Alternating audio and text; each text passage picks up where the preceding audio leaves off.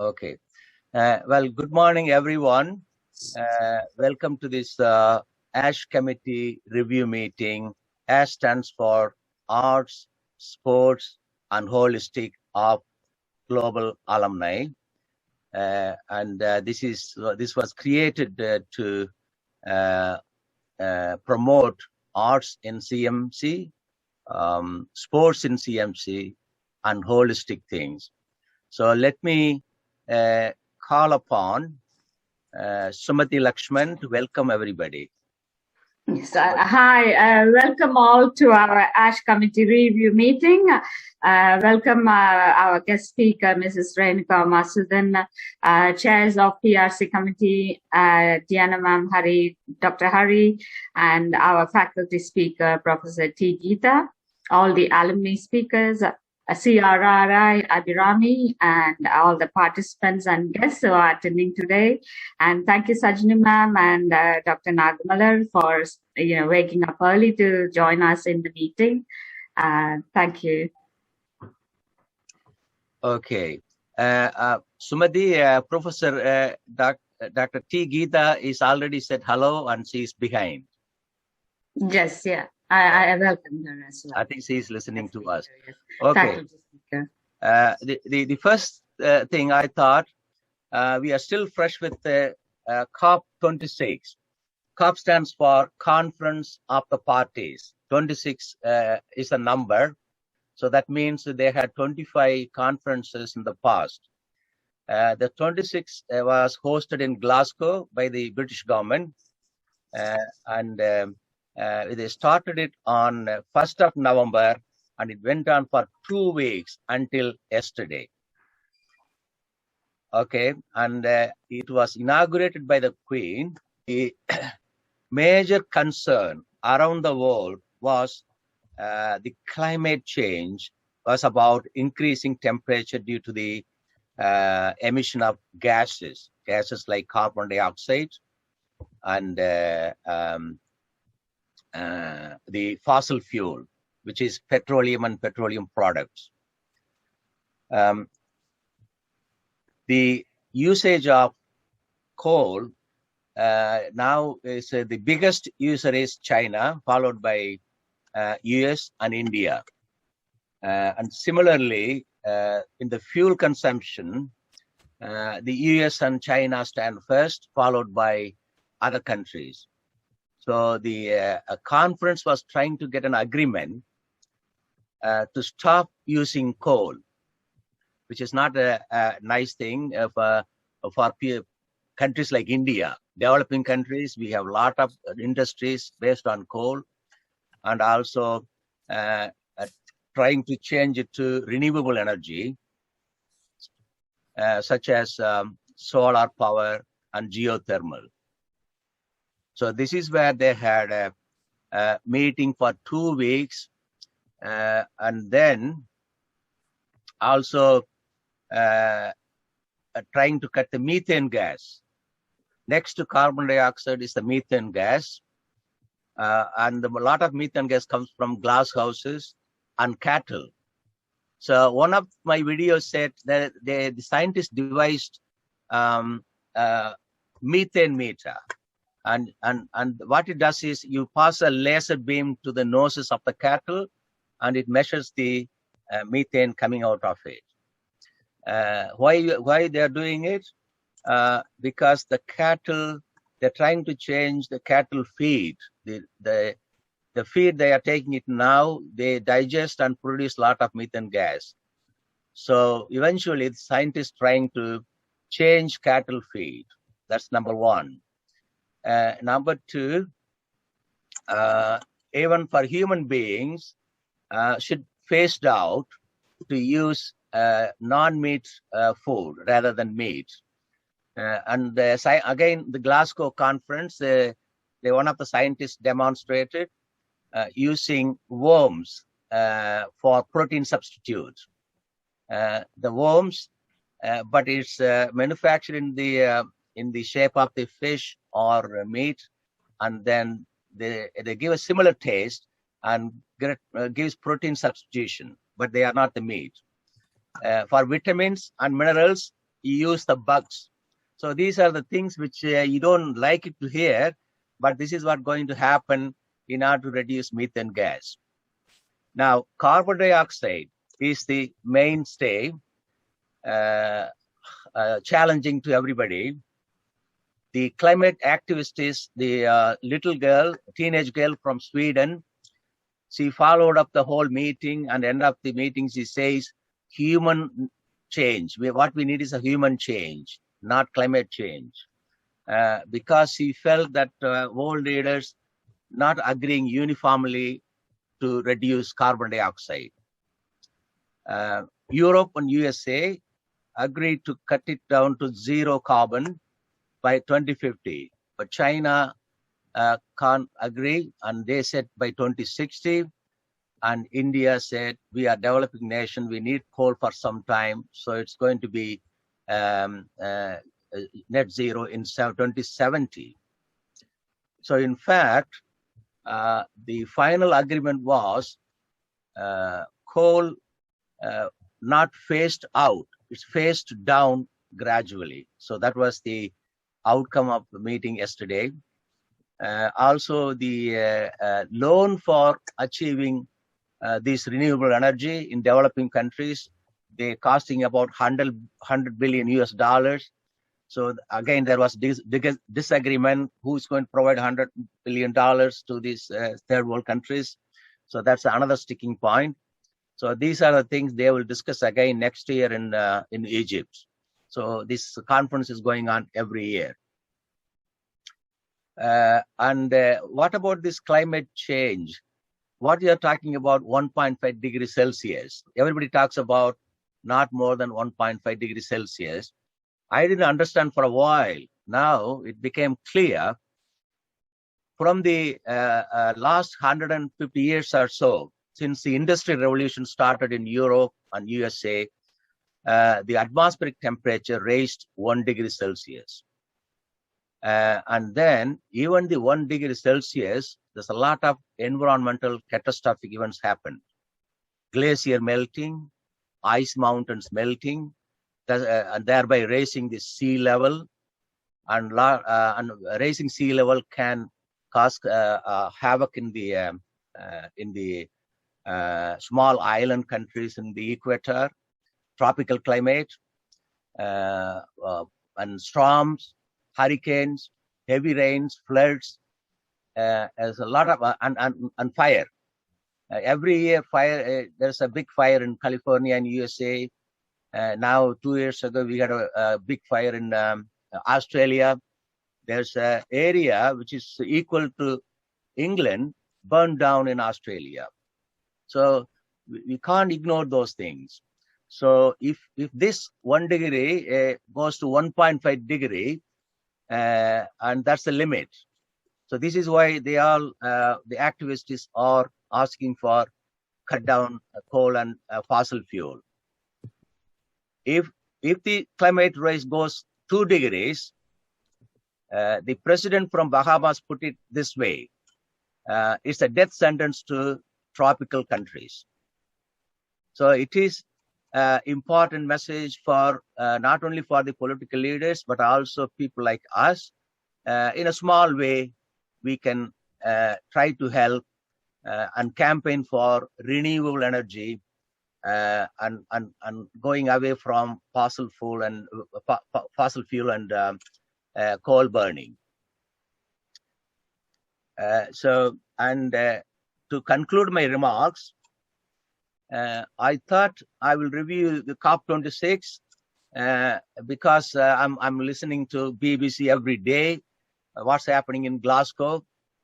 And you probably, for people from USA, Glasgow is the port city in colonial Britain, and they exported tea to USA. You remember the Boston Tea Party? So that's where the teas were loaded to America from Glasgow. Anyway, now the global alumni is trying to, people in the third life segment, they are trying to hand over the responsibilities to colleagues in the second segment of life. So that means they work for the third segment, like me, not much other than advice. So I thought I brought climate activity apart from the first responders as our continued project. We can't hand over this to anybody, so we will keep it until our last breath. So with this request, I'm finishing my talk. Thank you. And next, I call upon Manik Raj. Manik Raj from 1966 batch, and his topic is conservation of groundwater in India, which is the most needed thing for India. There's a scarcity of groundwater. Go ahead, Dr. Manik Raj. Yeah, my good wishes to all of you. Good evening. And I always carry and I always read Thirukkural, and Bharadiyar. I'm a fan of Thirukkural, Thiruvallur and Bharadiyar. I'll start with just two couplets of Thirukkural. This is about Van Sirappu. If you ever touched Thirukkural recently, the second chapter, the first chapter is Kadavul Vaalthal. The second chapter is Van Sirappu. So the second chapter, the second couplet is Tupparku Tuppayadum, Tuppaiki Tupparku Tuppayadum Malai. That means the rain gives a lot of vegetations, and it yields fruits and other things to eat. And then it also becomes a food for the farmer. So it actually yields good amount of harvest, and it also becomes a food to the farmer. This is the meaning of that. Again, I'll read Tupparku Tuppaya, Tuppaiki Tupparku Tuppayidu Malai. Maybe those who are interested in Tamil, maybe Geeta will be able to understand this. And the other thing which is very, very important is... We all understand. Thank you. Yeah, Shanmugara, you are good at Tamil also. Yeah. Then second thing is the ninth Quran is Dhanam Tavam Irandum Tanga Viyan Ulagam Vanam Valangadenin. That means now you cannot do either charity, or you cannot even go for a good spiritual involvement when you don't have rains, regular rains. These are the two things which are very impressive. And then I'll start with 3 or 4 important aspects of groundwater conservation. Now, the first and foremost is, I think all of you are able to hear? Yes. Yeah. Okay. First is forestry. Forestry is one of the most important things that is going to help us in future. And unfortunately, deforestation is going on all over the world. And it's time that we wake up and stop this deforestation. And I think all of you are aware of the saying, Nadi Moolam, Rishi Moolam, Ariyom. That means we do not know where the rishis come from. We do not know where the rivers come from. But one thing is sure, the forest is the mother of river. It's very important. The forest is the mother of river. So once you destroy forest and jungle, you are destroying the river. Now, these prevent soil erosion. We all know that. They act as speed breakers for the flood, at the same time allowing the water to flow as a river to reach the point of its destination, be it a bigger river or be it a sea or be it dam. Now, if you look at the rainfall, next to South America, India has got the highest rainfall.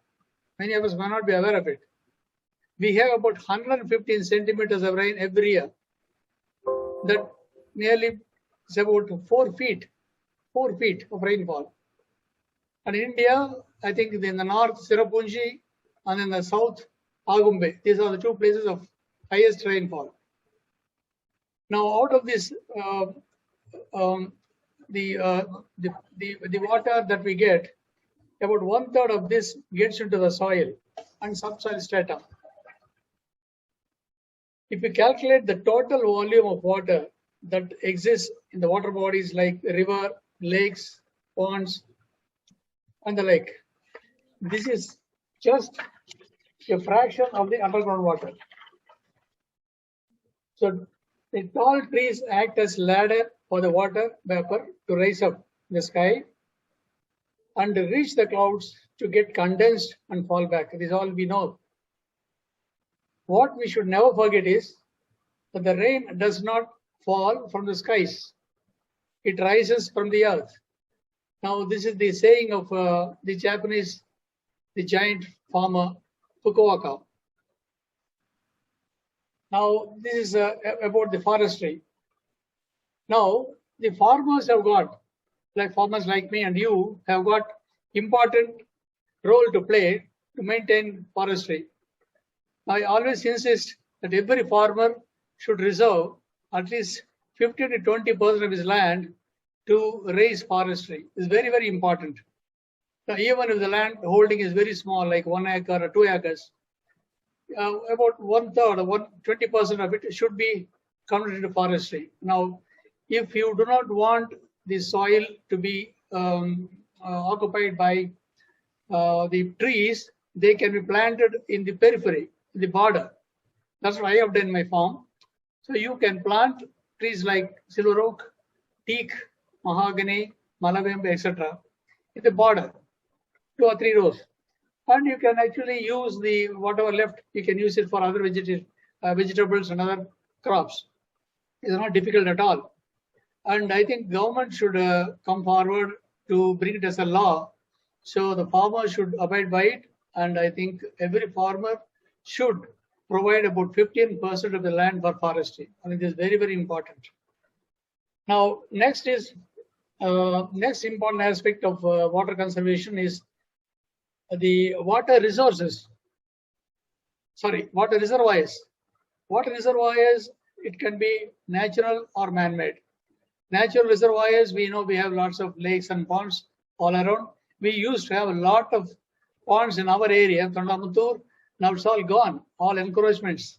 So this resulted in actually closing 5 big wells, which my father dug in the early 50s and 60s.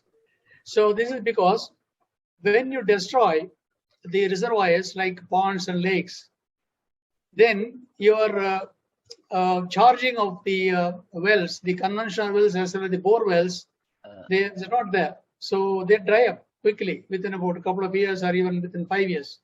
That is why in our area, if you take the account of the number of bore wells from maybe extending from Perur up to Sirvani or Isha, more than 1,000 bore wells are dry. More than 1,000 bore wells are dry in this 20-kilometer stretch the past 10 years. And they don't get water even when they go beyond 1,200 feet. This is because all the water reservoirs have been lost by encroachment. Now slowly, because of some NGOs and then some other organizations, they're trying to bring back the lost lakes and ponds slowly. And we do see some results here. Now, apart from being reservoirs, now these lakes and ponds also increase the groundwater because the water gets into the soil and subsoil strata. And it's not only that, they also percolate sidewards. Now, if you, for example, if you have about 10 acres of land, and if you have about 1 acre or 1.5 acres dug for the purpose of water reservoir, then this can actually feed another 3 or 4 acres, because this I have seen practically in my cousin's farm near Tanjavur. It's called M. Solaganpatti. M. Solaganpatti, where my cousin is doing a lot of natural farming. And I think by the end of this talk, if it is possible, I could give you some pictures of that. And what he has done is on the 4 corners of his land, he has got about 150 acres. So at the 4 corners, he has dug ponds about measuring about 1.5 acres. So totally about 6 acres are meant for storing rainwater. That's a land which is very, very dry. Now, after his efforts, after 25 years, now he depends only on rainwater. And it says because it's loose soil, red soil, the percolation is very good, and he is able to maintain nearly 150 acres with these 4, and also one in the center now he's digging. And so this is just an example. So encroachment by man depletes the supply of the groundwater to the resources. Very important. Then comes the third point, very important. It's called mulching. In Tamil, they call it as moodaku. Now, this is actually a method of preventing evaporation. Now, we can use all the dry and wet wastages from the plants and also from the poultry, all animal excreta, and then mix it with whatever other things are there, the coconut leaves, etc. You make a mix and then spread it around the each tree for about 2 feet or 3 feet diameter. Now, how does this?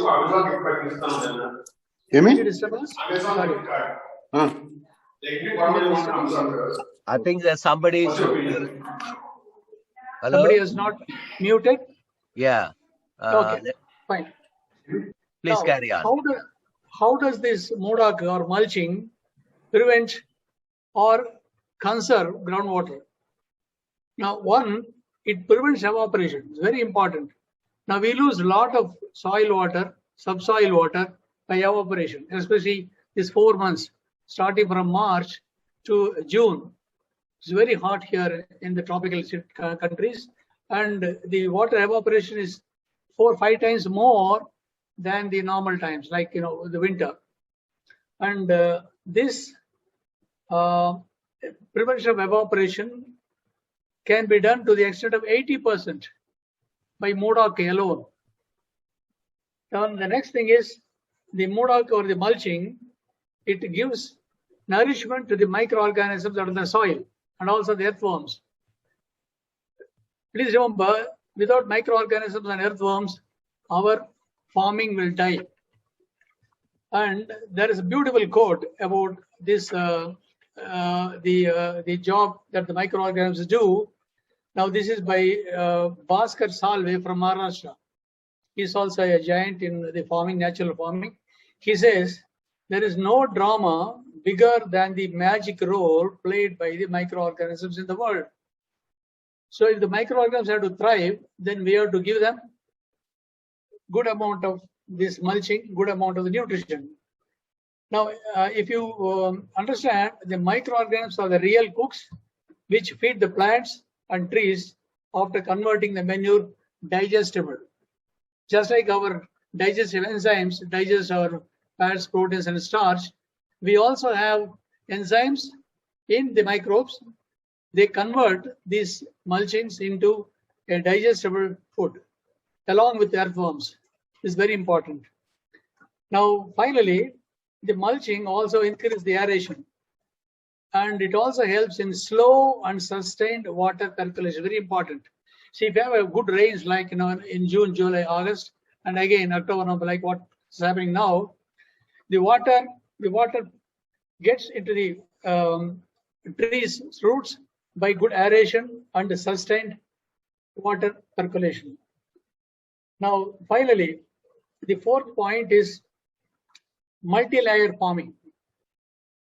Now, if you look at the Amazon rainforest from the aerial view, you will not see the soil at all. You cannot see. I think you are all aware.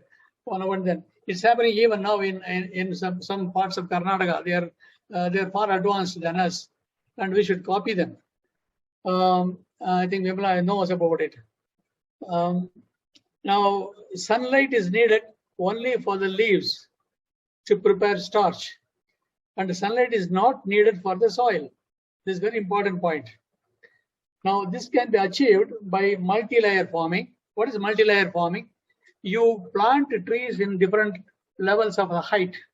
For example, the tallest trees like the coconut or the teak or the palm or the silver oak or mahogany, they are in the first layer. So they absorb the sunlight at a higher level. Then you come to the second second layer, you can plant smaller trees like mango, sapota, lemon, guava, all these things, because they act as a second layer, just about 15-20 feet beneath the first layer. So this is a second filter of sunlight. Then the third strata, or the third level or third layer, you can plant large leaf papaya or banana. Papaya and banana, they have large leaves, so they need only a small amount of light. So this is these are all nature's wonder. Trees which grow faster and taller, they have very small, lengthy leaves like coconuts. And the trees which are with bigger leaves like banana or papaya, they have big leaves to absorb sunlight. So these come under the third layer. Now at this third layer, almost 75% of the sunlight is filtered. Now in the fourth layer, you can plant vegetables like tomato, brinjal, turmeric, and ginger. So they come in the fourth layer and they grow up to about 2.5 feet or 3 feet.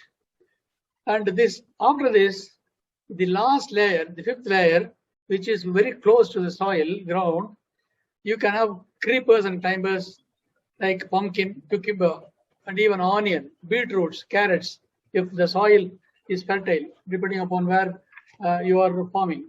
So these are the 4 important factors which can help us conserve groundwater. And again, Manikaraj, before you go, I have a question for you. Yeah, tell me. Okay, multi-layer farming, something new I learned. It's like a multi-story car park, isn't it? You can park more cars. Yeah. Okay, that's something I learned today. And second thing, evaporation prevention. What about the previous minister said you can use thermocol? No, it is not natural. No. Okay. A big no. Okay, right, good. So I just brought it as in a lighter vein. Okay, thank you. Yeah, no, thank you. And now I invite Renuka. Renuka is playing a leadership role for sustainability for one of the largest teaching hospital in London, Royal Free Hospital, which employs about 11,000 people. She's the manager and the leader for that. And she's going to tell us about achieving net zero at Royal Free Hospital, because hospital is the one gives a lot of carbon dioxide and other gases to the atmosphere. Thank you, Renuka. Thank you, everyone. In the last 2 weeks, the world leaders were gathered for COP26 Glasgow to agree on overarching emissions reduction commitments, and our chairman talked about it, and the subsequent speaker also talked about it. We need to keep the global temperature rise within the limits of 1.5 degrees. While these international agreements are absolutely vital, the real work of implementation doesn't happen in that conference hall, but it happens in the working lives and home lives of each one of us and every one of us. In October last year, October 2020, the NHS set the goal to become the world's first net zero national health system by 2040. If you haven't read this, I'm happy to post the paper that they produced, part of NHS becoming net zero in UK. Sure. So I'm going to just generally mention about Royal Free. Royal Free is a secondary care, a hospital in the middle of London. It's Hampstead based. We have about 13,000 staff, and our budget is about £1 billion. So we are a quite large hospitals. We have got 3 sites, one in Hampstead, the other one is in Barnet, and one is in Enfield. Last year we were mandated basically to each trust have to produce a green plan, because the NHS is committed to become net zero by 2040. So my role started from that announcement, and I got into this role. My background, I'm a chartered accountant, and with COVID last year, we were I was running the cost improvement program, and because of COVID, our business as usual function stopped, and we have to just treat the COVID patients. So that's why I asked for this role, because it links with my cost improvement role at the same time, financial improvement, planet health, all linked in together. It's sort of achieving the triple bottom line: planet health, people health, and the financial health. So that's how I got into this role. And I could quickly go through how the Royal Free sustainability program works. So can I share the slides, Sumati? I'll upload it. Okay. Yeah.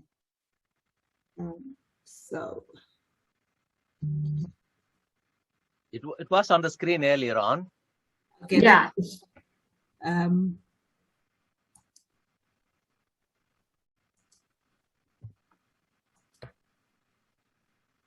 Sorry.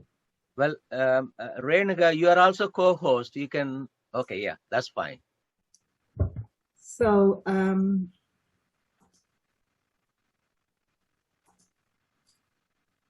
you see my slide? Yes, yeah. So initially, Simon Stevens, the executive of NHS at the time, he launched the Greener NHS in summer, early 2020. In autumn, they produced the Delivering Net Zero paper. Part of that paper is, I can't see the whole screen. Can you see this? Yeah. So for net zero target, we have got 2 different sectors. So mainly the NHS carbon footprint, which we are directly responsible for our direct emissions, is about 24% of our emission is coming from building energy, waste, water and waste, anesthetic gases, and business travel and NHS fleet. That covers our direct emission. And we also cover the indirect emission, or where we influence carbon footprint through our supply chain, medicines, etc. That's about almost the balance come from our the emissions that we influence through other people by purchasing. If I go to the next one, skip that.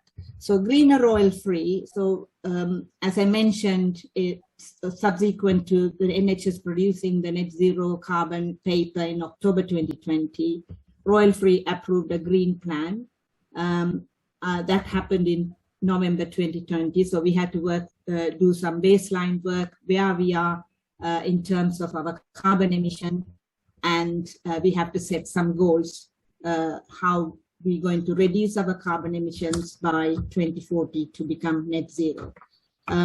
So we produced a 5-year plan, and how we did that, we set up a network.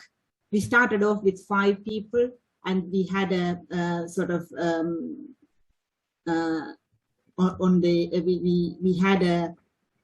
we called all NHS staff, all our workers to join the network. So we had few meetings, so people slowly joined, and key people, about 160 people now in the network. So they are really keen to implement. They want to become the green champions in their working areas. So we split our network into 8 working groups. I will go through that later on in the slide. We had wider network meetings. So every quarter we have a meeting, everybody joining in, all 160 people. And we also have a subgroup meetings, like workshop meetings, arranged every 6 to 7 weeks. We launched a royal-free intranet site where we gave a lot of carbon literacy for people to know about what is their carbon footprint and how they can improve it, giving some ideas, things that they can do to improve their carbon footprint. We also linked with the local councils, like Hampstead is based in Camden Council, and we also linked with Barnet Council and Enfield Council. There's a Royal Free Charity, and we linked with Green NHS. So we can't work, we can't work on our own. We have to link with other people, and we have to work as a system to achieve our objectives. We also linked with Population Committee, Public Health, because they have got other objectives. They also have sustainability objectives, the public health side. So we joined with them as well. So just to summarize, the NHS carbon footprint is mainly we are trying to achieve the net zero by going through like phase 1, phase 2, and phase 3. So phase 1 and phase 2 are our direct emissions. We need to come to net zero on our direct emissions by 2038. So the direct emissions are, you can see, but they are here: fossil fuels, NHS facilities, anesthetic gases, etc., etc. And the phase 3 is all about our supply chain. So part of our baseline assessment, we went through some questionnaires, and we realized we are only 43% compliant in terms of where we are, the things that we need to do as a corporate body, what we need to have in place, like our corporate approach, asset management, travel, logistics. That's a list of items here. So these are the different criteria that we assessed ourselves, our baseline assessment on these categories: corporate approach, travel, adaptation, capital project, green space, and biodiversity. There's plenty of criteria. So in terms of progress, what we looked at our energy and water, where we are, our direct emissions. So in 2014, from 2014 to 2019-20, we set ourselves a target that we will reduce from 14-15 baseline by about 25%. And I think we have exceeded that target in the sense that we have, if you look at that line there, that was our target, and we have reduced our emissions below that target. So we are fine in terms of doing our energy, but again, looking at 2040 net zero, we're going to set our target high now, because how we did this, we reduced our oil emissions. We stopped relying on oil, because Chase Farm site was an old site, an old building, and that became we demolished that, and there was a new building built, and because of that we changed our energy facilities there. So we reduced our oil from quite big amount to very small amount now. So that way we managed to reduce our carbon direct emissions. We also looked at our waste volumes. We used to do landfill. There was landfill waste. Some element, most part of our waste went to landfill, and we got rid of that. Now we either incinerate or recycle most of the time. So incinerate is not great either. At least It's not going to landfill, but it's a high energy consuming way of wasting. So we are trying to avoid that as well. But unfortunately with COVID, everything went in as infectious waste, and it needed to be incinerated. So the last 2 years, we are not doing great on the waste side. Our emission has gone to adverse. So just to update on what we did in the last year, we grouped ourselves into 8 working groups. The Journeys working group is aiming on encouraging active and sustainable travel for all. We are trying to cut patient and staff mileage by 25%. By 2025, that was our target, and 90% of our trust vehicles fleet will be low emission or ultra low emission by 2028. So that means we will go fully electric by 2028. Petrol and diesel. So we do provide staff loan scheme to buy their vehicle. So we changed that leasing scheme into only for hybrid or electric cars only. So we don't provide any more loans for petrol or diesel cars. Our patients are now seeing, most 30% of our patients are seen in virtual clinics, which avoiding, not face-to-face clinic, but that, it's through virtual clinic, and we are developing it more. So it was above 30% and below, on average, it was about 30%. So that's a good thing. It automatically happened over COVID period. Working with local council, we are working with on bike lanes. There are bike lanes around the hospital, so we are trying to encourage people to use cycles so that it helps their health and also reduce carbon footprint. We have anti-idling posters around the hospital, so people don't, even ambulances or people coming to pick up visitors coming to pick up patients, they can't idle, they have to switch off their machines, the cars.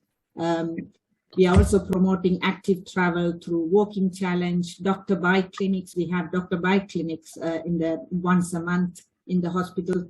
They are coming in and helping staff who want to cycle, help to repair their cycle free, and try to encourage people to cycle.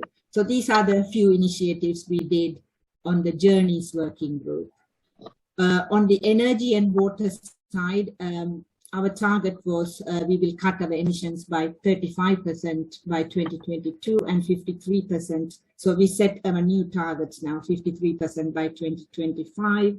What we did last year was we managed to get £1 million from the government's decarbonisation fund. We made a successful business case and application, and which means that we increased our LED lighting coverage, which is it consumes less energy to give light. So LED lighting coverage increased, and we also invested in our chillers, our ventilation, so that we can monitor how much energy it's consuming. Therefore, we can set it appropriately to consume less energy. So we invested in some infrastructure to reduce our energy consumption. So that's the main achievement on energy and water. So in the purchasing working group, we are working with our supply chain to deliver net zero through ethical and sustainable procurement.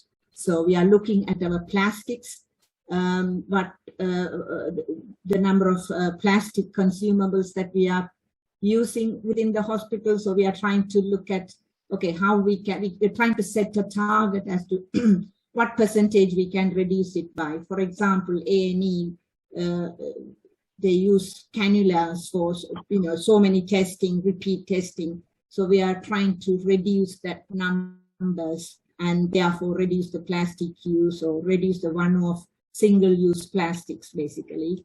And we are also trying to contract with suppliers who are committed to net zero. So NHS is a large employer, and our emissions are 4%. It accounts for 4% of the UK's emission. Therefore, we have big purchase contracts. So as a big purchaser, we can influence our suppliers. Unless you are net zero, unless you are committed to net zero, we won't contract with you after 2040. Not after 2040, 2030 really.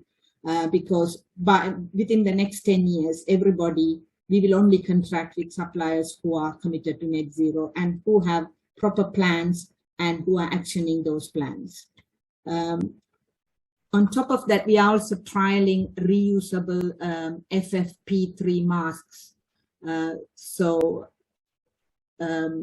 that's successful. It's going to happen next year. So all these disposable masks are going to disappear. We are also using locally manufactured reusable gowns. In our decontamination unit, we have started to use electric fleet, and we are also rolling out scan for safety stock management system within wards, meaning that we manage our stocks within the ward in a way that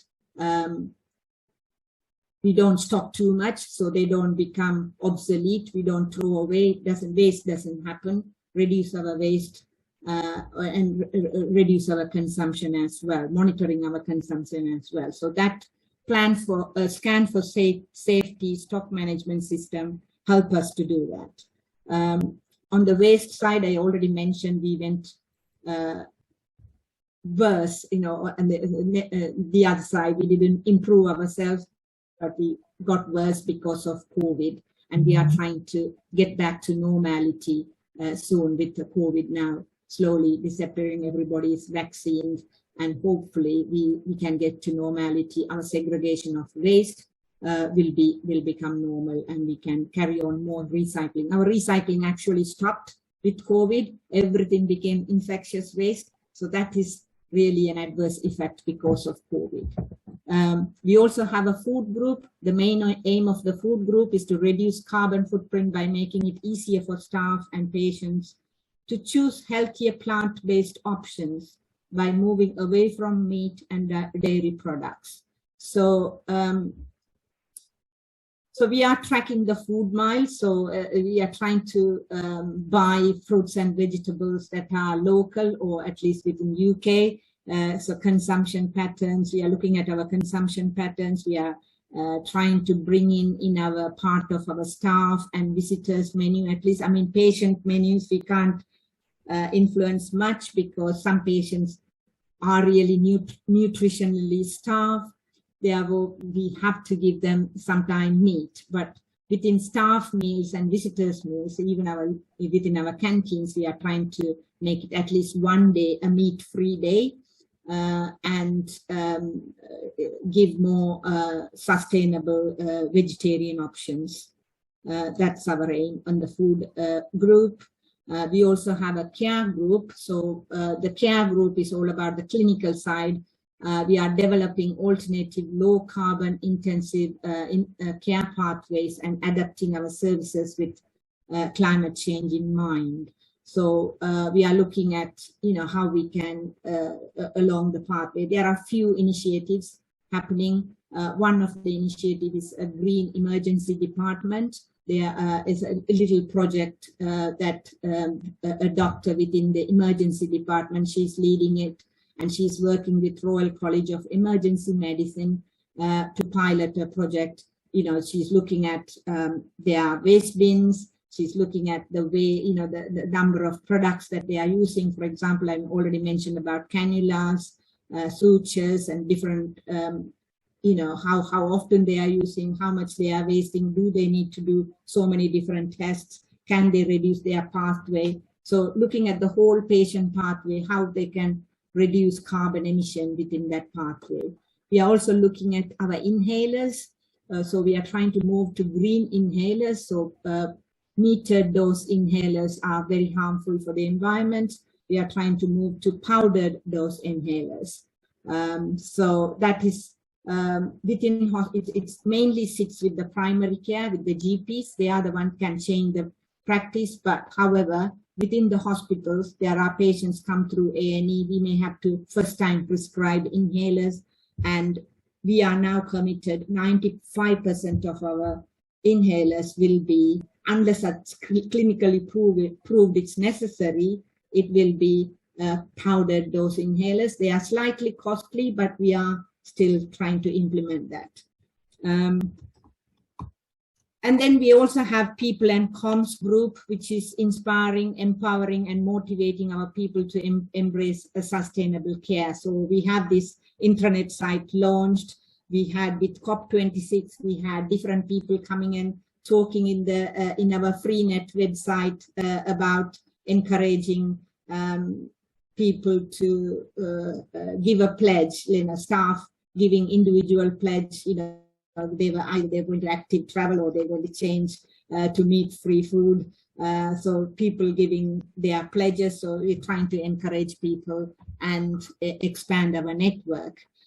Building and land, obviously, we in the hospital, we already have old building. Our sites are a mixture of old buildings and new building.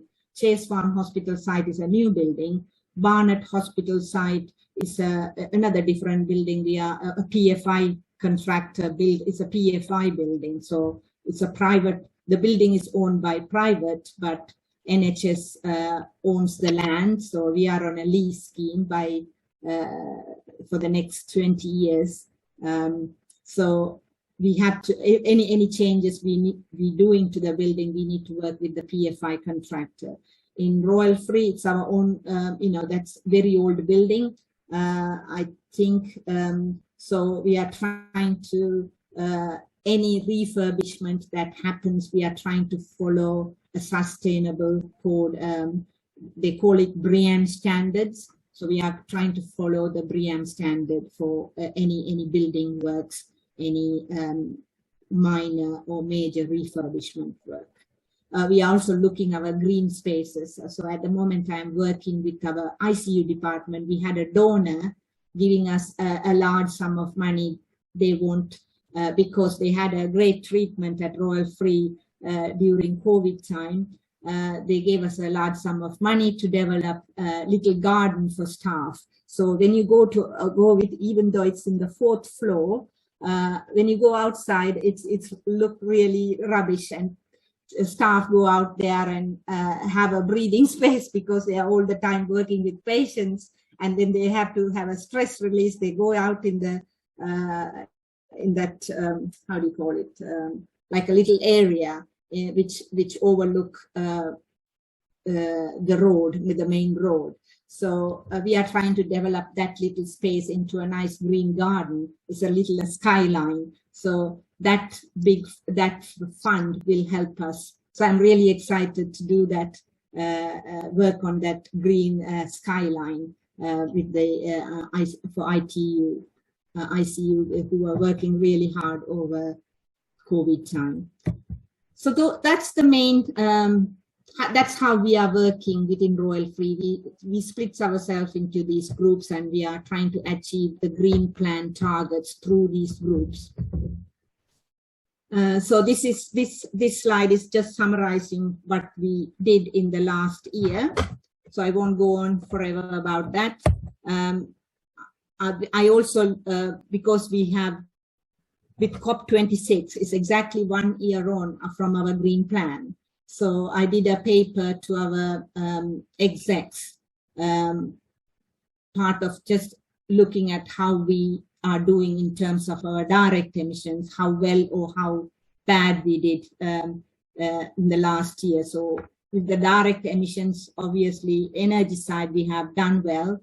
Waste side, we haven't done well. Medical gases, we only started monitoring last year, and this year obviously our medicinal gases has gone down a lot in 2021. That's because we didn't have not very many elective operations happen. It's all COVID. So we didn't use a lot of anesthetic gases. So it's a false impression, even though it looks like we have reduced using our medicinal gases, especially desflurane, which is an anesthetic gas that is very environmentally harmful. So we are trying to switch desflurane to sevoflurane, which is about, in terms of nearly about 10% less, not 10%, quite 10 times less carbon emission in terms of compared to desflurane. So that's on the medicinal gases. Transport miles, we have reduced that as well because we haven't reduced on the transport, patient transport miles, but because for non-emergency patient transport, the hospital provide patient transport. Part of that is, with COVID, we thought we are doing a lot of virtual clinics for non-emergency patients, so that should have reduced.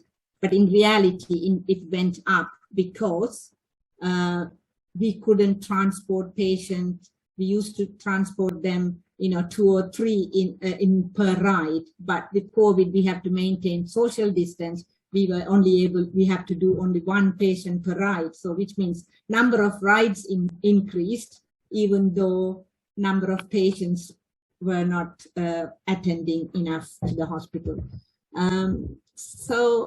I think I will conclude that there.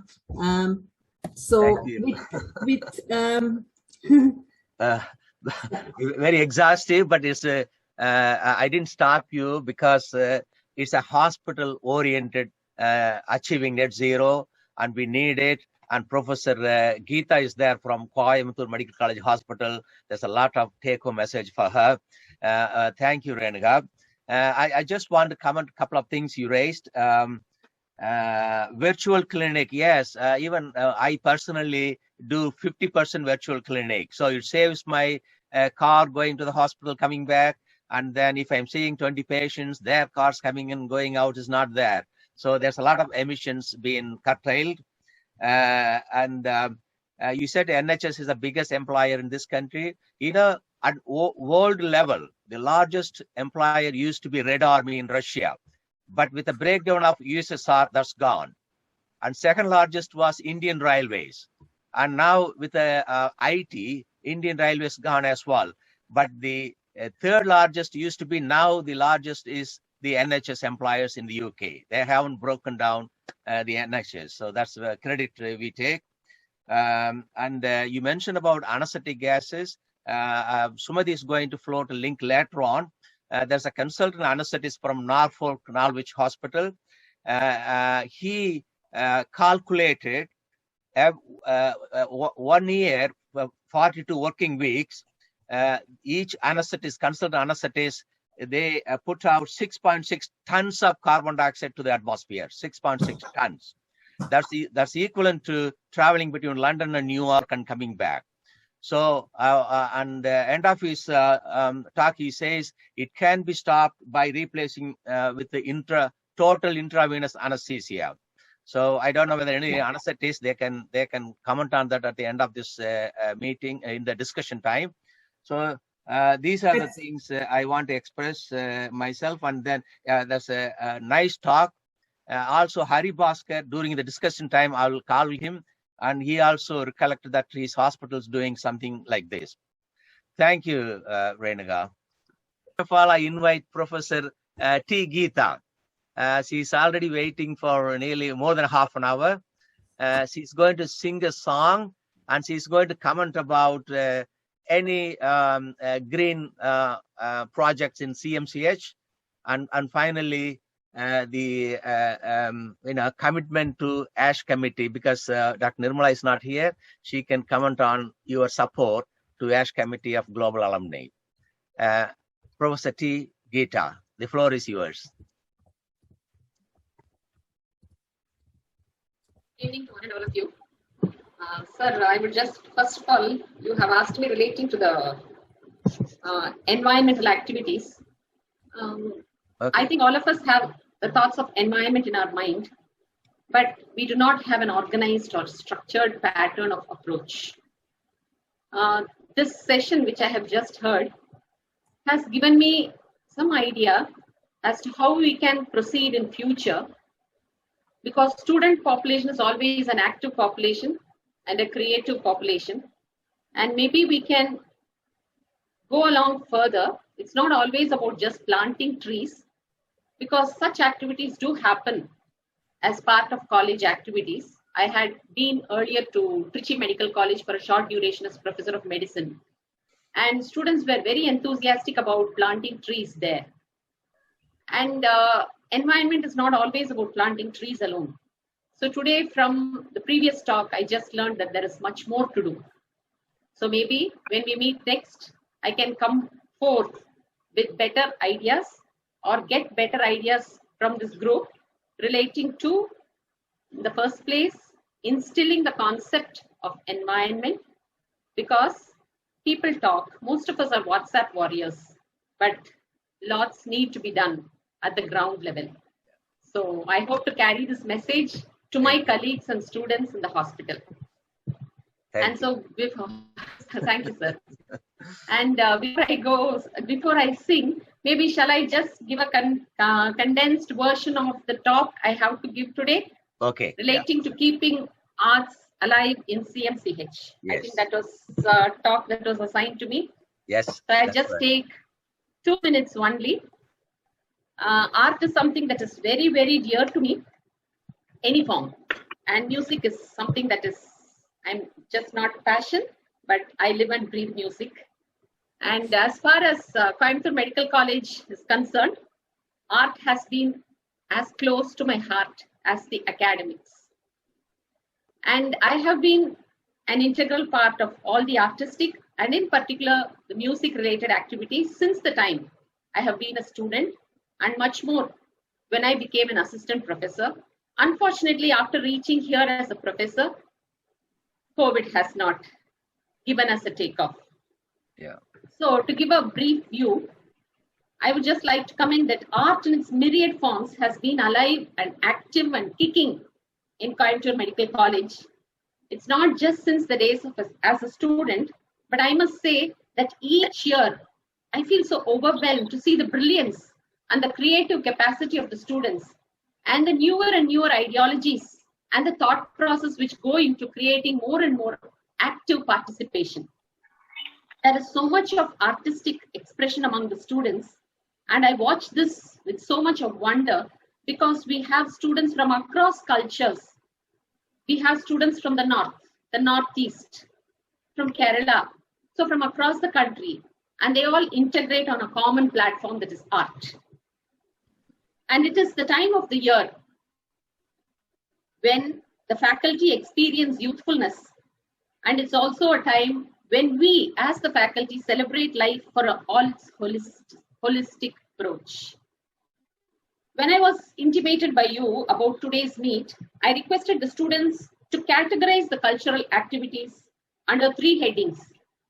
Number 1, the regular intracollegiate events. Number 2, art and cultural activities beyond competitions.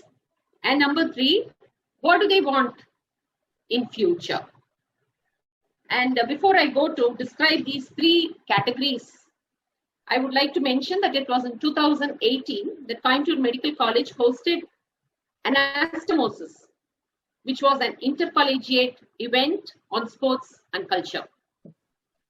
On a regular basis, we have yearly intracollegiate, that is inter-batch competitions, usually around the time of Navaratri, so somewhere during September and October, and we all anxiously look forward to that. And it's very interesting to see that there's a good number of innovative and inspiring activities on stage and off stage. So it's a gala time of 3 days at least, followed by at least 2 days of rest. And lots of competitions are conducted by the students and for the students. And it's a wonder to see a plethora of ideas from the student community And in fact, it brings out many students from their self-imposed slumber and silence. And to give you a better idea of how they execute all this, I would just like to mention some of the off-stage competitions. It's so interesting. They have pencil sketching, they have painting. It's not just painting on canvas, it's painting on the wall, it's painting on the face, it's painting on t-shirts. There is nail art, there is paper dressing, there is vegetable and fruit carving, mehendi, poster making, cine quiz, rangoli, literature based. I know that this creativity is going to expand further and students are going to evolve further and further. On stage, we have a variety of dance and music programs. And I have also always been, I'm happy, proud, and also it humbles me to see the way the students sing. A variety of music performances, solo, duet, and folk, Carnatic. But I'm a bit unhappy that Carnatic has not taken out much as I expected. There are a very good group of enthusiastic students, but somehow they aren't confident to come out yet. So I think that is one area where we have to motivate. Dance in its classical form, folk form, mimicry, movie spoof, Pattimantram, Kaviyarangam, story marathon, and of course, always the orchestra. So this is just to enlist a few of the things that are happening, and they happen with so much of enthusiasm. Now the next point is, what more do they need? So the students told me that they need dance clubs, music clubs, art clubs. Tomorrow a group of students are likely to meet me, the cultural secretaries, both the male and the female representatives. And I propose to talk to them to discuss their interests, how to go ahead with the conduct of these clubs. And I suppose they also need an Instagram handle so that they can upload the events. And this, I'm very sure, is going to bring out more and more students into active participation. And I am a bit upset that Madam is not here. Anyway, with the concurrence of our Dean Madam, I am very sure, hopeful, that we will get back in a future discussion like this so that we can encourage and we can also give, I would also expect and I welcome creative ideas from the forum that is here in front of me so that our students will excel not just in academics, but also from the extracurricular point of view, so that it will be a wholesome development of a student. Thank you very much. Thank you. Are you going to sing for us? Yes. Thank you.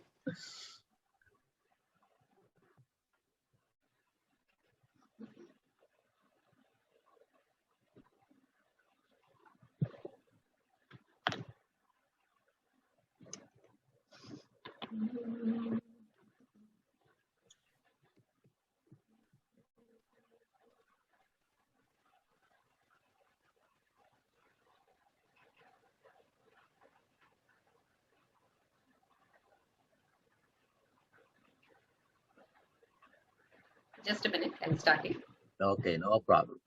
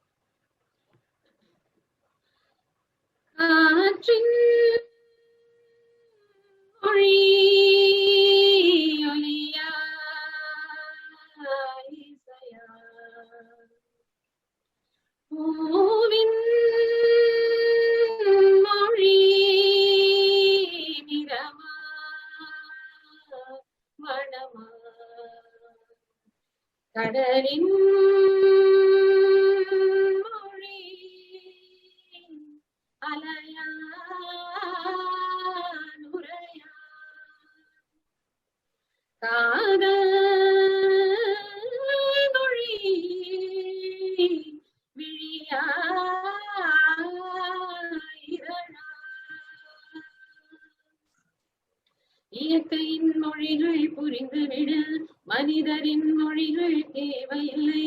இதயத்தின் மொழிகள் புரிந்துவிடு, மனிதர்க்கு மொழியே தேவையில்லை. காற்றின் மொழி ஒலியா இசையா, பூவின் மொழி நிறமா மடமா,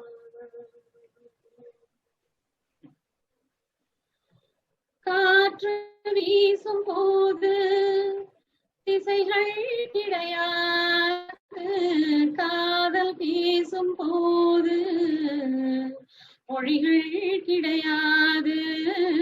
பேசும் வார்த்தை போல மௌனம் புரியாது, கண்கள் பேசும் வார்த்தை கடவுள் அறியாது. உலவி திரியும் காற்றுக்கு உருவம் தீட்ட முடியாது, காதல் பேசும் மொழியெல்லாம் சப்த கூட்டில் அடங்காது. இயற்கையின் மொழிகள் புரிந்துவிடு, மனிதரின் மொழிகள் தேவையில்லை. இதயத்தின் மொழிகள் புரிந்துவிடு, மனிதர்க்கு மொழியே தேவையில்லை.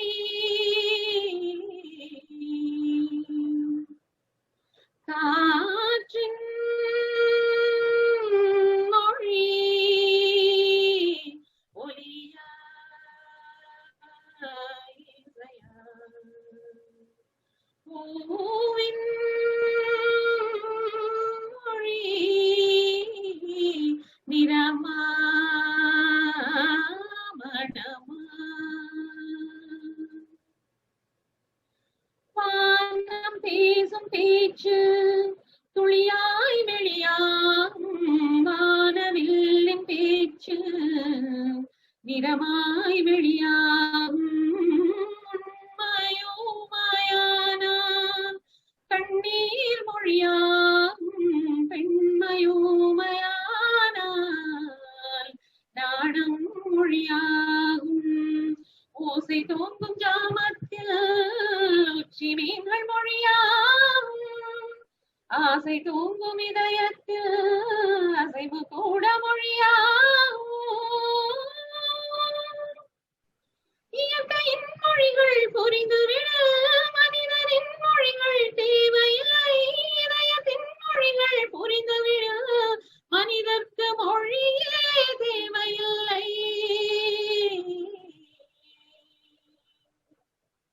காற்றின் மொழி ஒலியா இசையா, பூவின் மொழி நிறமா மடமா, கடலின் மொழி அலையா நுரையா, காதல் மொழி விழியா இதழா. Thank you. Thank you. Thank you. We didn't realize such a talent is hiding behind Professor of Medicine. Sir, Dr. Prakash here. Hello. I was been listening to the Geeta Romanala Pandinga. I mean, I'm in charge of the IMA cultural leader. I think you should give us a performance in the 11th. Are you registered for that? Okay. Well, I also have a request to make Prakash and to Professor Geeta. Ashok, he can't be here today. He sent his apologies. He is trying to organize global alumni face-to-face meeting plus virtual on 8th of January 2022. So on behalf of ASH committee, I propose to give at least 30 to 45 minutes of continuous entertainment. So I'm going to request you both to take active part with the other members and give the performance. Is that something reasonable? Sure, sir. Okay. Thank you, Professor Gita. Thanks for coming. And the line I remember from your song is Kaadalin Moli Viliyai. I like that. Okay. Now, Prakash, I know you are on the agenda next for your nice song. But would you be prepared to wait a bit in 10 minutes? And because Nagamalar is going to... No problem. Okay. Nagamalar, நானும் கொஞ்சம் நிறைய பாட்டே பாடிப்பேன். Nagamalar, she's not going to sing. She will sing at some point, but today she's going to show some videos which I couldn't do in my talk. This is again continuation of COP22. The first video, please. This is the on the wake up inauguration, a short clip from BBC. எனக்கு ஒரே ஒரு இது sir, ஒரு point I just want to see. I do every day 5 cases minimum, and the thing is I was stopped scrubbing for almost 5 years now. And the amount of water that is being wasted in the scrub பண்றேன்னு சொல்லிட்டு, ஏன்னா நீ பாத்தீங்கன்னா abscess பண்ணப்ப ready ஆயிட்டு இருக்க surgeon பாத்தீங்கன்னா ஒரு 10 லிட்டர் தண்ணி யூஸ் பண்ணி ஸ்க்ரப் பண்ணுவாங்க. the whole day I just use sterilum, அவ்வளவுதான். This has been my protocol for many years. And I hardly have infection. I don't know. That's one thing which I think everyone should look forward to. And then the amount of water, nenchu parunga, ittana hospital throughout world, when they are using so much water for scrubbing. When you're doing an abscess, why do you want to scrub? Just use sterilum panni mudish appuram maybe you can just do a mild wash. But this is one thing I just want to put across. I think in Saudi, in fact, one of my theatre nurses, she was telling, Saudi they never scrub them. They just use sterilum. I think the NHS sleep enna pandreenga therilla, but I think this has been my protocol for many years. I have stopped using water. Excellent point. Actually, I want to give you 2 comments. You mentioned NHS. NHS still teaching that we should scrub for 3 minutes, 3 to 4 minutes. I wouldn't agree, sir. That's what we teach youngsters. But I myself, like you, I don't do much. And nurses see it, but they don't take notice of it. That's nice. And second point is, this is a point for Dr. Manikiraj. He was talking about water conservation. So you can add it as a 5th point. Are you still there, Dr. Manikiraj? No, he's gone. So it's a 5th point for him. Conservation of water in operating theatre. Thank you. I'll call you later on, but I leave the floor to Naga first. Okay, sir. Thank you. For those for accommodating my request, Ishan sir. For those, can someone give a co-host privilege so that I can share the screen? Okay, let me do it. For those who haven't met Prakash, he's a vascular surgeon in Coimbatore. He was in UK for a while and went back to Coimbatore. Yeah, I've done that. Oh, thank you.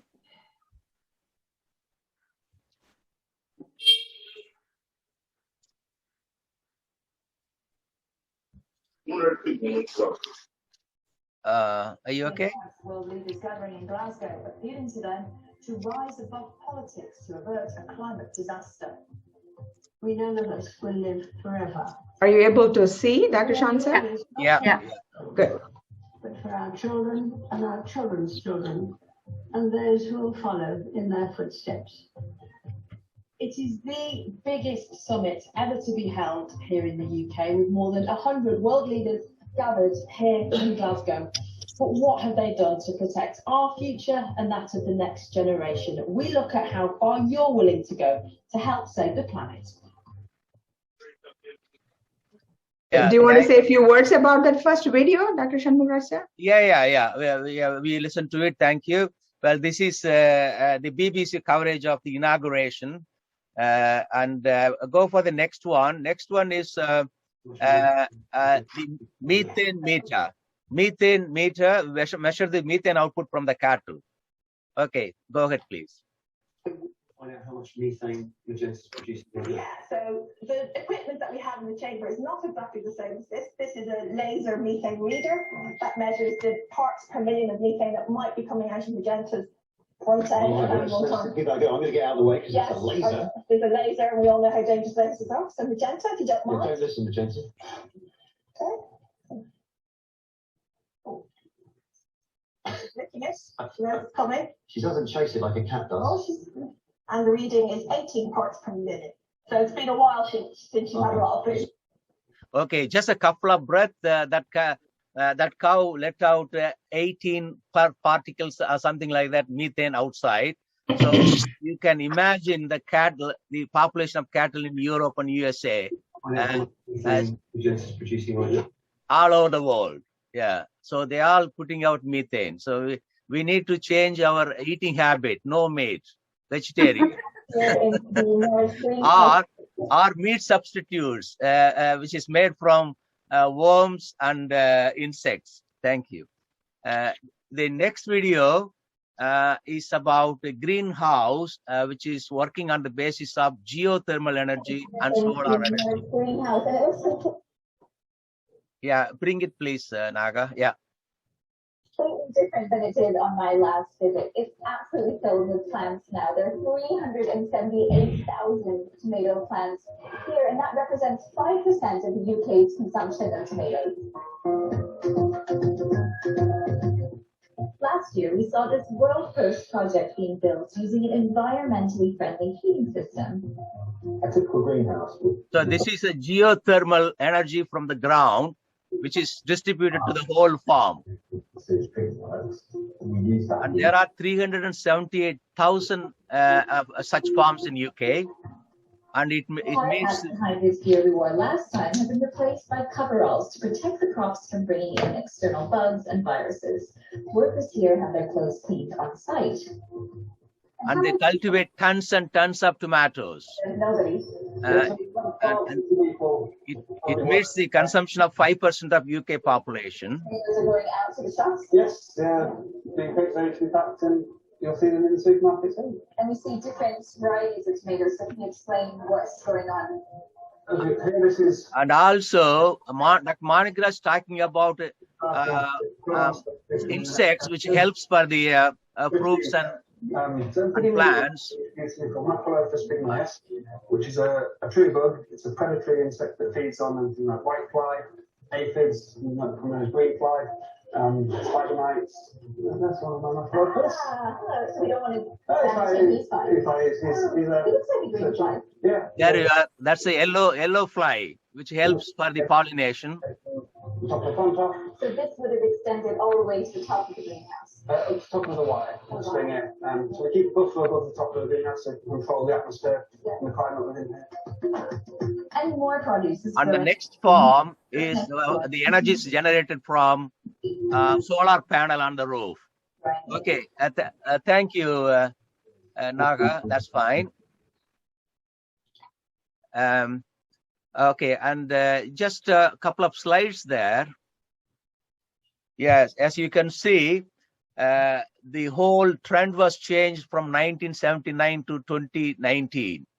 1979, India was not biggest carbon dioxide producer, but look at 2019.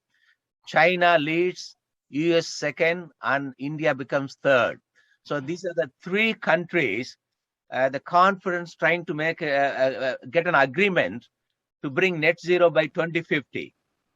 US agreed, but China said we need time, so it up to 2060, and India said we need more time up to 2070. And they actually brought a phrase called phased down, not phased out, for carbon dioxide emission and coal production. Thank you. Right. Thank you very much, Naga. Before I invite Prakash, I want to play. You can play that key of our song.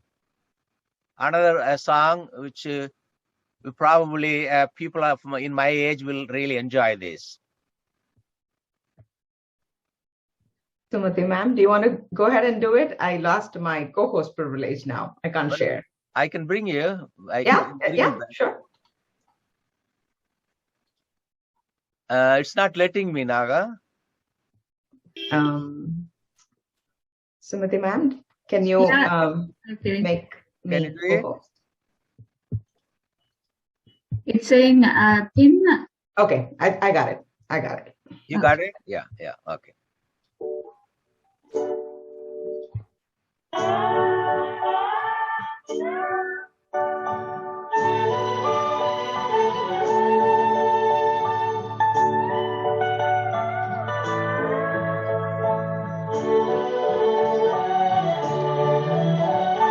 நிலவும் மலரும் பாடுது என் நினைவில் தென்றல் வீசுது நிலை மயங்கி மயங்கி காதலினால் ஜாடை பேசுது நிலவும் மலரும் பாடுது என் நினைவில் தென்றல் வீசுது நிலை மயங்கி மயங்கி காதலினால் ஜாடை பேசுது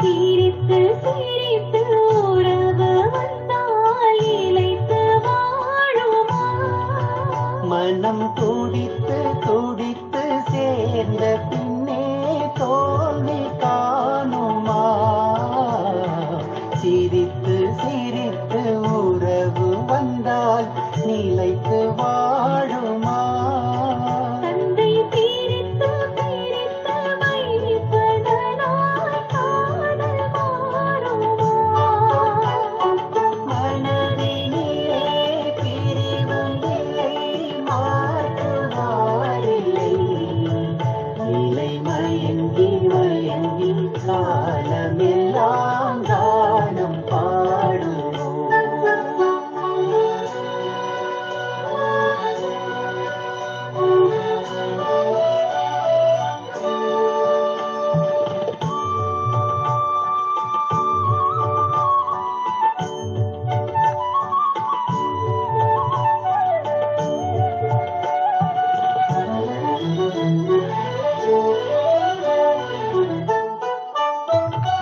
முகத்தை முகத்தை மறைத்து கொண்டால் பார்க்க முடியுமா இன்று பார்த்து பார்த்து முடித்து விட்டால் நாளை வேண்டுமே முகத்தை முகத்தை மறைத்து கொண்டால் பார்க்க முடியுமா கனை தொடுத்து தொடுத்து மிரட்டும் கண்ணால் பார்க்கலாகுமா மலர் முடிப்போம் மனம் பெறுவோம் மாலை சூடுவோம் நிலை மயங்கி மயங்கி காலமெல்லாம் காலம் பாடுவோம் நிலவும் மலரும் பாடுது என் நிலையில் தென்றல் வீசுது நிலை மயங்கி மயங்கி காதலினால் ஜாடை பேசுது நிலவும் மலரும் பாடுது என் நிலையில் தென்றல் வீசுது நிலை மயங்கி மயங்கி காதலினால் ஜாடை பேசுது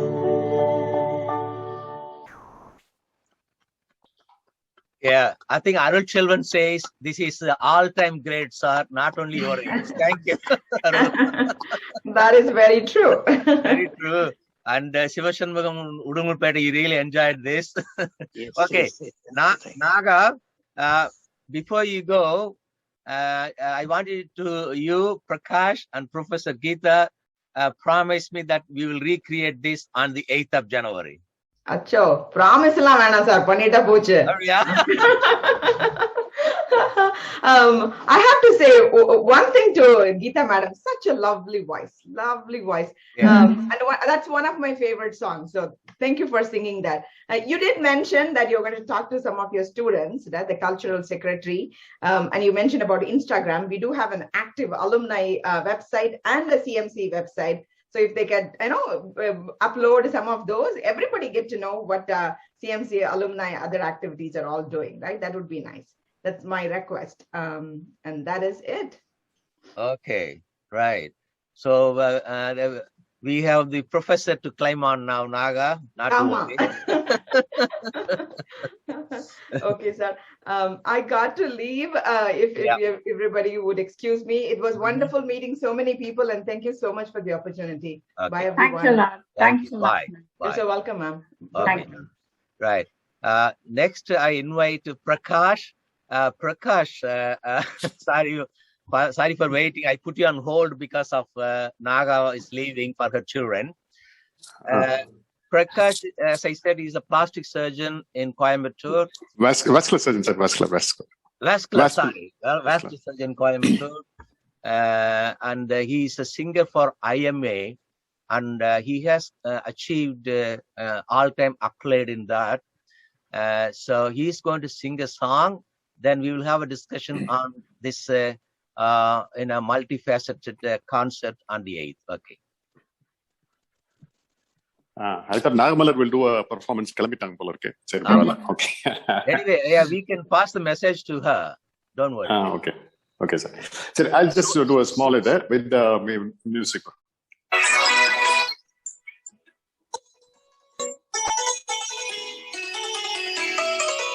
காத்தோடு மலராடு கார்குழலாடு காதோரம் லோலாக்கு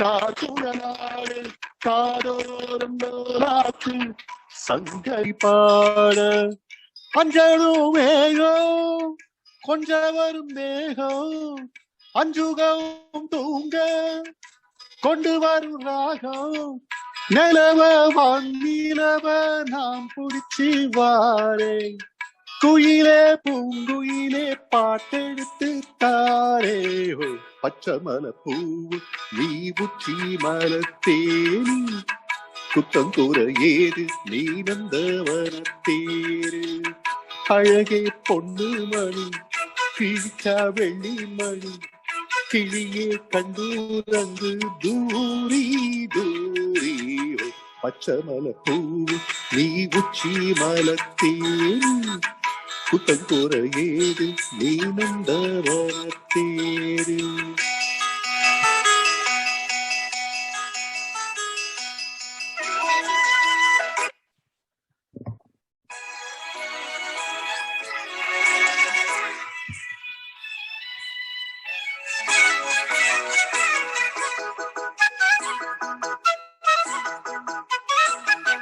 பூனாத்து முகம் பார்த்து வெள்ளிலானான் தாளாம தடம் பார்த்து வந்த வழி போக பூனாத்து முகம் பார்த்து வெள்ளிலானான் தாளாம தடம் பார்த்து வந்த வழி போக சித்திரத்து சோல முத்துமணி மாலை மொத்தத்துல தாரே சுத்தம் என்ன மானே வண்ணமாவானவில் நூலெடுத்து வாரே விண்ணல மீன் துடிச்சி சேல தச்சி தாரே பச்சை மலை பூவு நீ உச்சி மலத்தேனி குத்தம் கூற ஏடு நீ நந்தவனத்தேனி அழகே பொண்ணு மணி சிரிச்சா வெள்ளி மணி கிளியே கண்டூரங்கு தூரி தூரி பச்சை மலை பூவு நீ உச்சி மலத்தேனி குத்தம் கூற ஏடு நீ நந்தவனத்தேனி. இது ஆக்சுவலி ஒரு ஆப் சொல்லுங்க. இந்த ஒரு இது இருக்கு போட்ட அந்த actually we can integrate the music. அது of course இது நம்ம பாடம் இதுல பண்ண முடியாது. So அதனால வந்து I had to just play it from Smule and sing along anyway. Music எப்படி வந்ததுன்னு தெரியல. Audio was okay, what? Yeah. It was nice. There was a couple of interruptions, but not a big gap, just a little gap. Okay. Yeah. Okay. Prakash is IMA lead singer. See, Coimbatore IMA lead singer. Yeah. Sumati, I'm saying after a long time.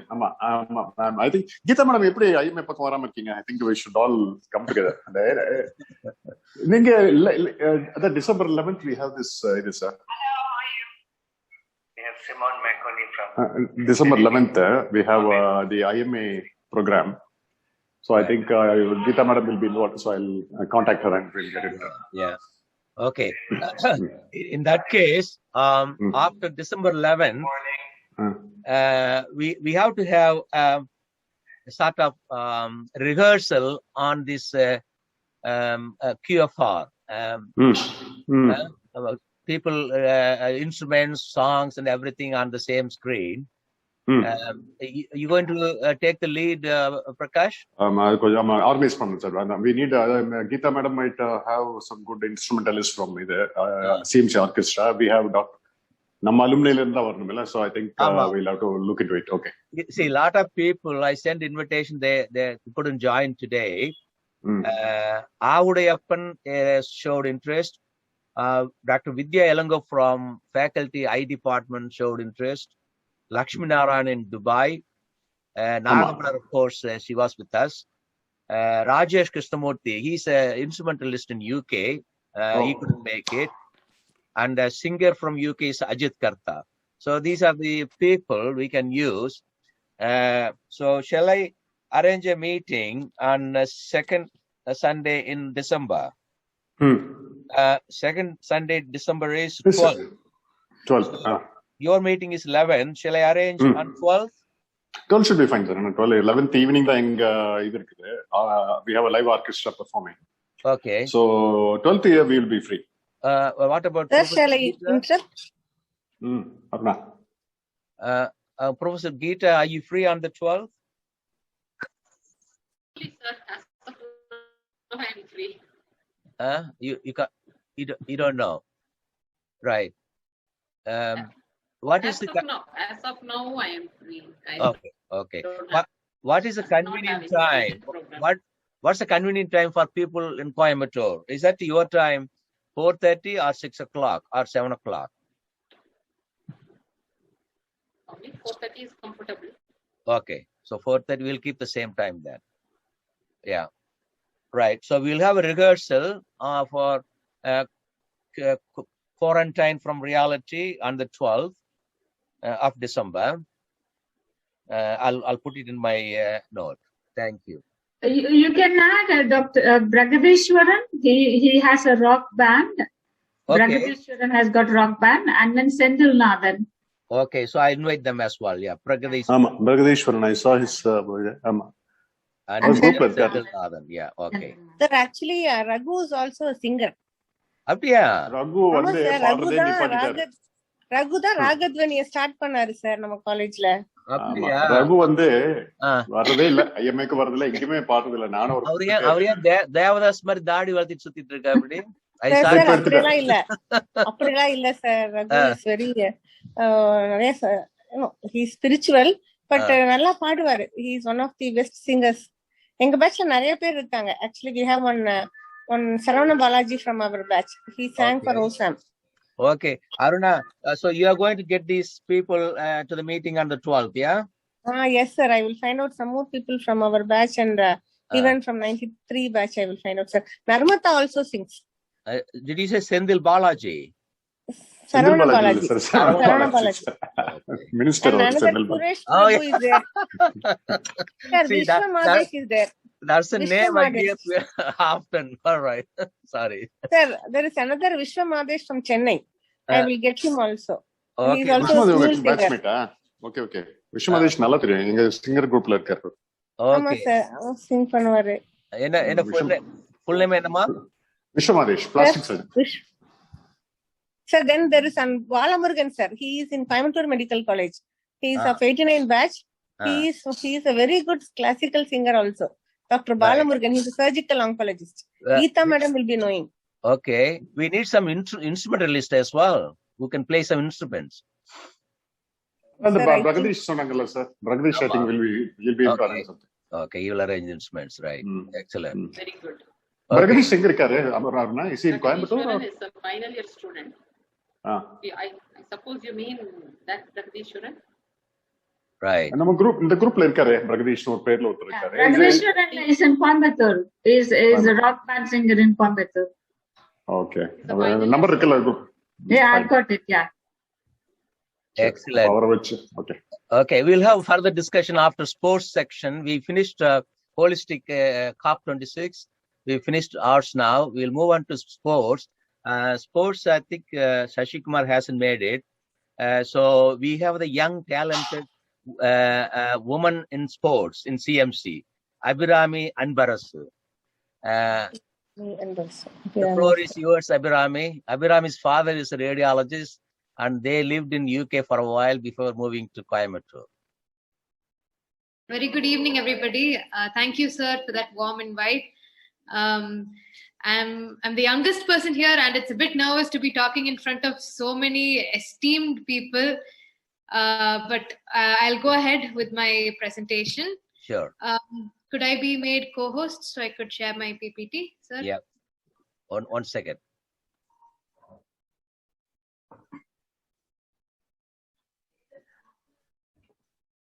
I know your father very well. We sent a lot of cases to Anbarasu.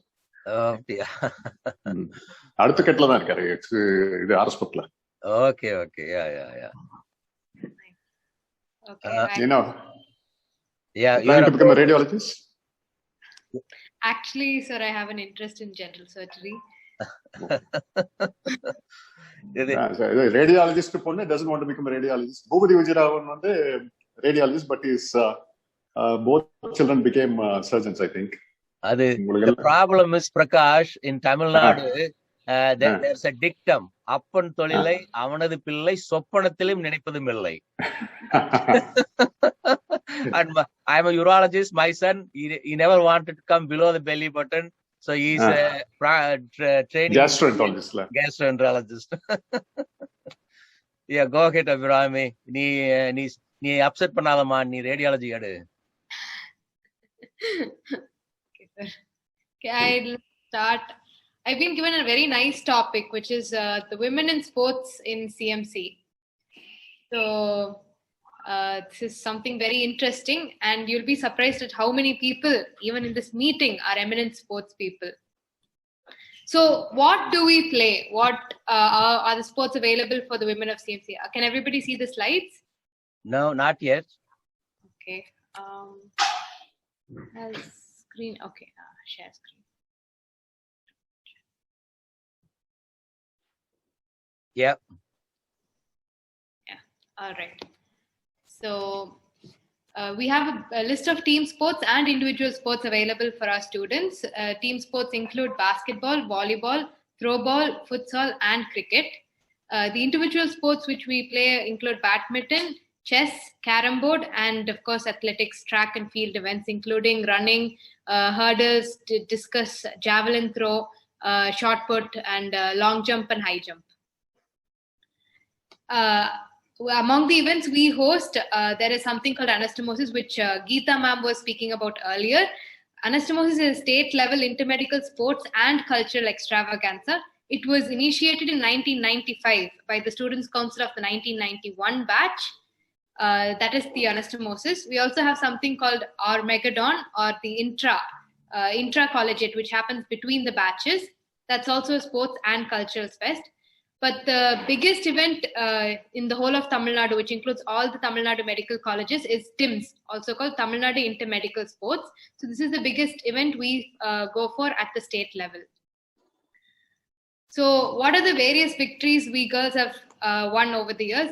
I'm talking about the present scenario since 2015. Ever since I entered the college, what I know has been going on, I'll be talking about here. I am yet to talk to the previous batches, all the alumni people, and find out what's been going on in the history of CMC. So I'll be talking about the current scenario we are in. In 2017, our women's basketball team won the Tim's Cup under the captainship of Dr. Shanmati of 2012 batch. And this is the picture of us receiving the awards from the professors.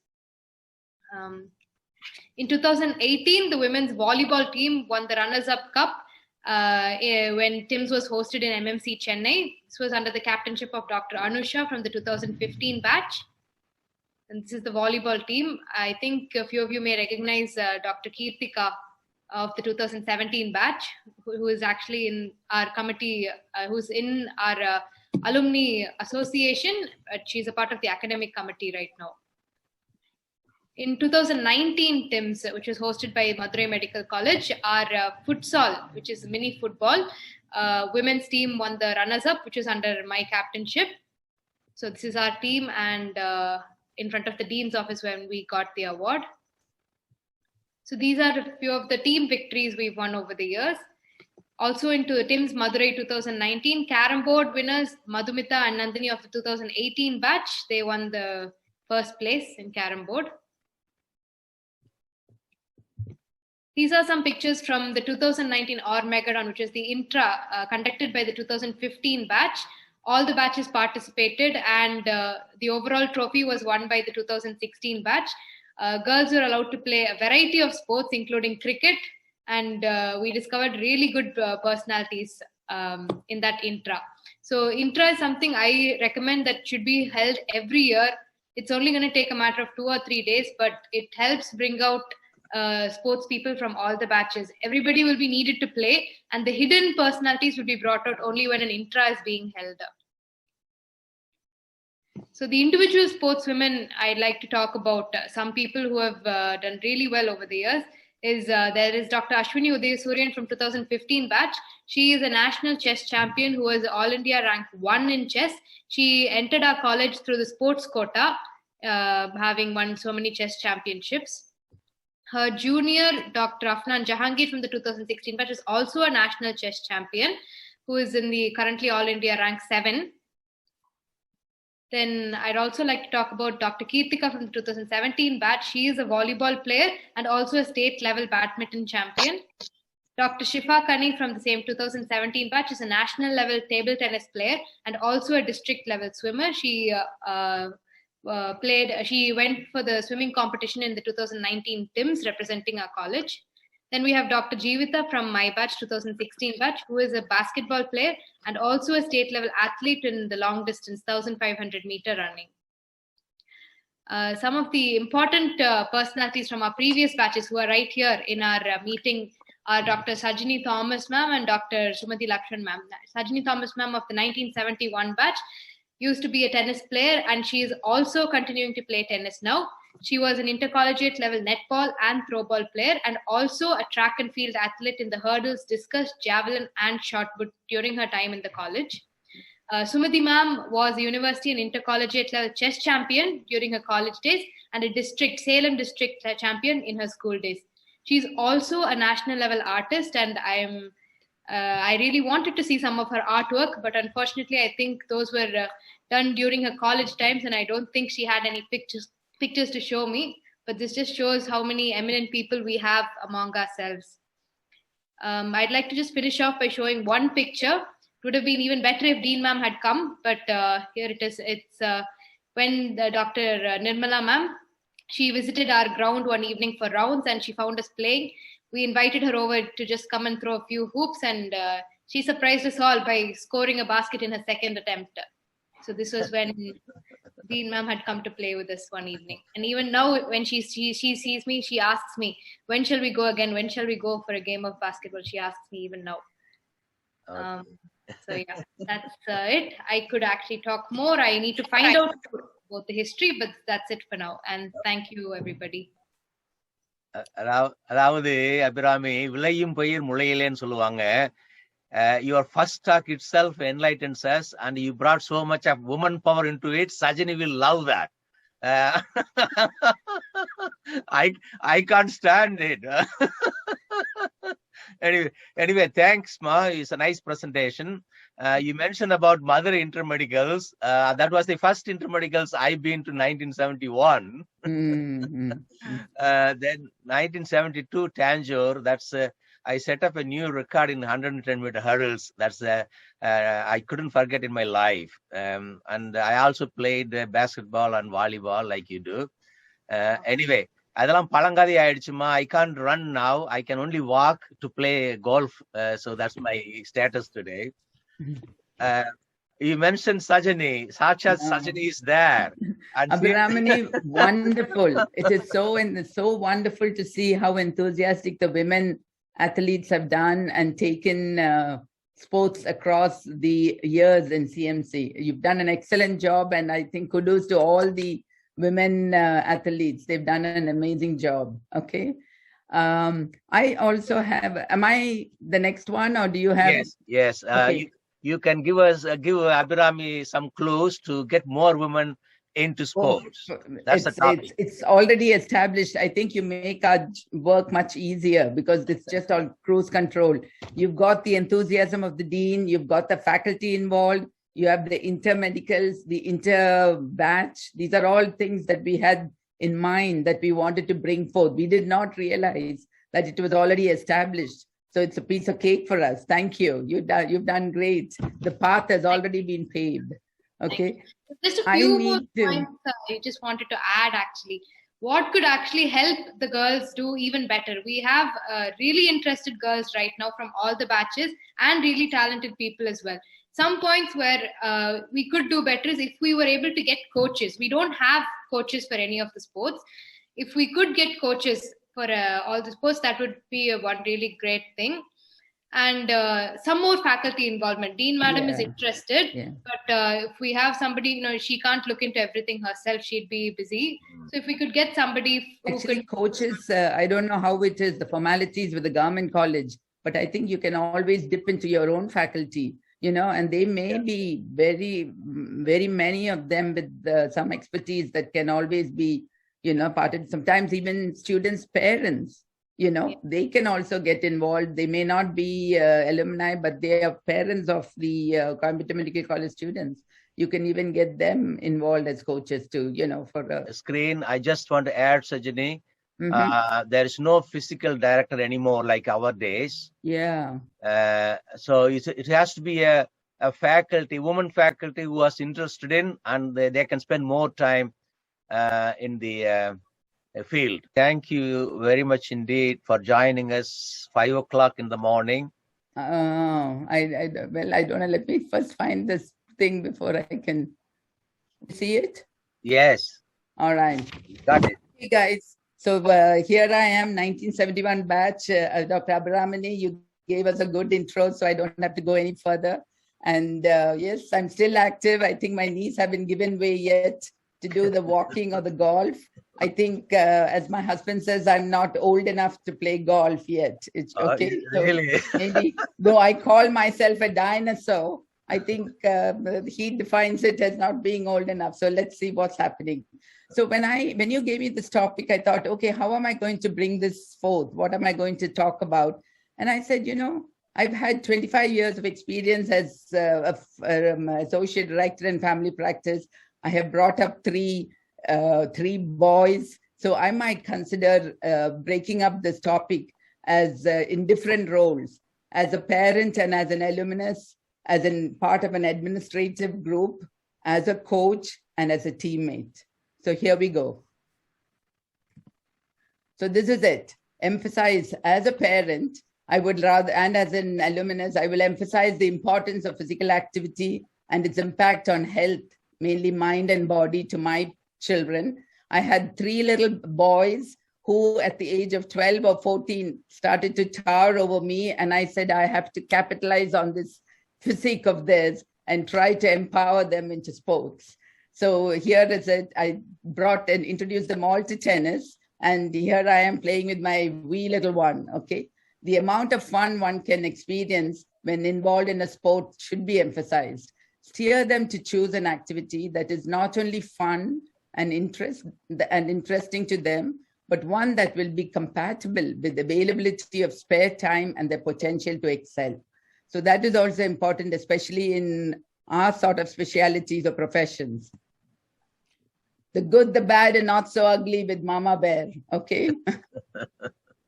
Here we are again, then as part of an administration.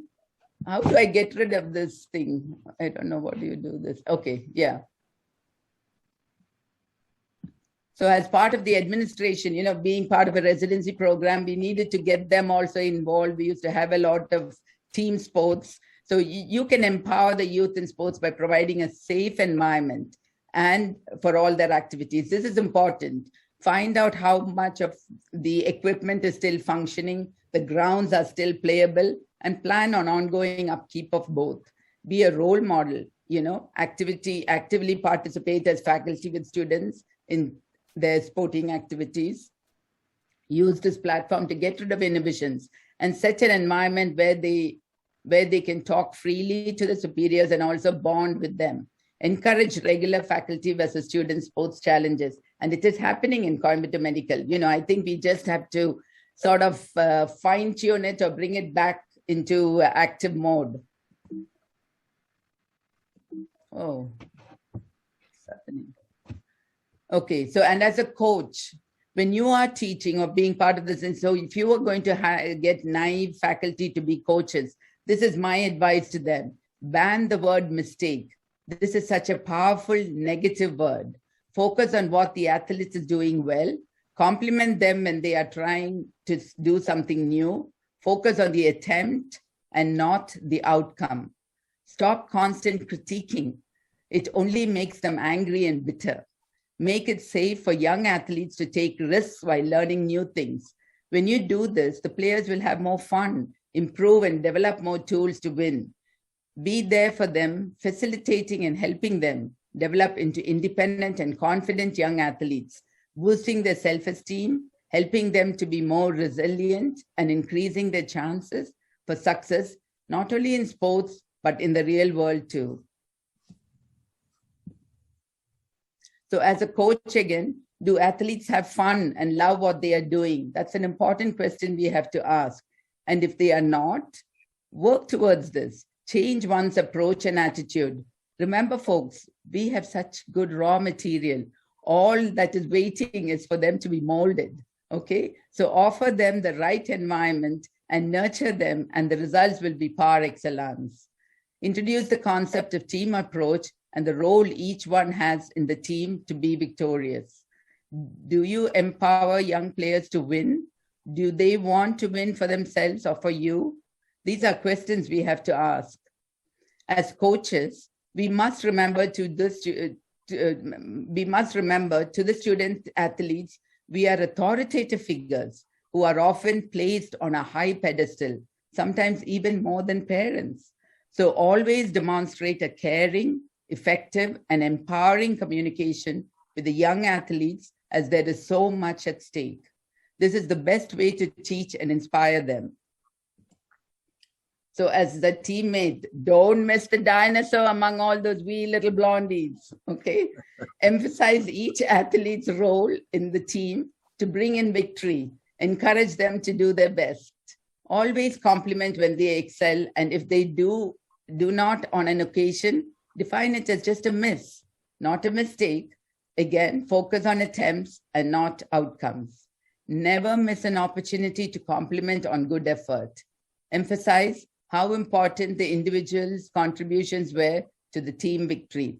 And finally, it is always good to emphasize on having fun while you kick ass. Pardon my French, or pardon the American language. Thank you, guys. Have fun. That's the motto. Again, look at all my blondies. I played there with all these little chicks and keeping up with them, but that's life and you will enjoy it. So never lose the enthusiasm. Never miss an opportunity to compliment and get them going. Nurture them. Keep that nurturing all the way. That's what I would say. And we, as Dr. Abramani said, we have it all there. It is all established. All you need to do is to bring it back to the forefront, and we will do it. The ASH committee will help you get that. Okay. Thank you, folks. Thank you, Sajani. So the take-home message is, Abhirami, your interest should start from your own family.